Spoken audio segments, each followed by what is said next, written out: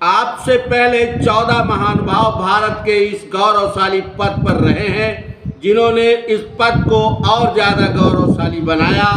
बेहतर प्रयास करके देश में जितने भी विभाग उपरोक्त महानुभावों द्वारा 2014 के पहले खड़े किए गए, आपने लगभग सबको बेच दिया। ओबीसी का तमगा पहनकर देश की सत्ता हासिल की, क्योंकि ओबीसी इस देश में 54% है, इसलिए आपकी पार्टी ने 2014 में ओबीसी ट्रम्प कार्ड खेला था।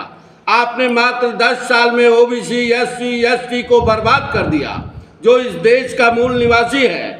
आपकी विचारधारा वाले आपके पूर्वजों ने हमारे पूर्वजों के साथ वो किया जो बयान नहीं किया जा सकता। आपके कुकृत्यों के कारण देश की आवाम आपकी पार्टी को नकार चुकी है।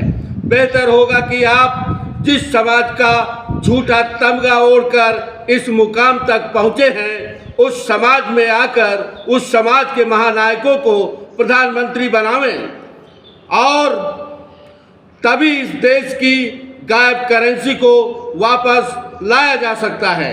और इस करेंसी के बदले जो सोना रखा जाता है, उसका भी पता लगाया जा सकता है, क्योंकि सुनने में आ रहा है कि सोने के साथ भी खेल किया जा चुका है। क्योंकि आप हैं तो कुछ भी हो सकता है। दरअसल आप मनुवाद से गिरे हुए हैं, आपकी मति मारी जा चुकी है। तभी तो आधे अधूरे मंदिर में मर्यादा पुरुषोत्तम की प्राण प्रतिष्ठा कर डाली। नतीजा, आपके आराध्य भी आपसे खफा हो गए।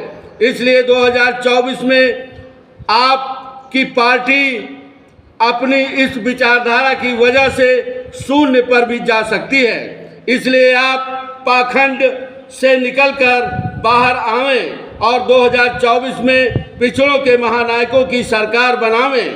ऐसा इसलिए कहा जा रहा है क्योंकि बाबा साहब डॉक्टर अंबेडकर ने न्याय करते हुए कहा था कि भागीदारी का आधार संख्या बल पर निर्भर होना चाहिए।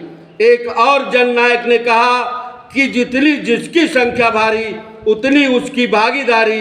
इसलिए बर्बाद देश को सत्ता का त्याग करके बचा लो, नहीं तो आपको देश की बर्बादी के लिए याद किया जाएगा और आपको शेष जिंदगी जेल में बितानी पड़ेगी। जय भीम, जय भारत।